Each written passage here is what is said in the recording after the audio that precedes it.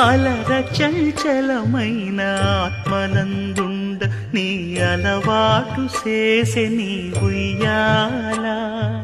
అలర చంచలమైన ఆత్మనందుండ నీ అలవాటు చేసే నీ ఉయ్యాల.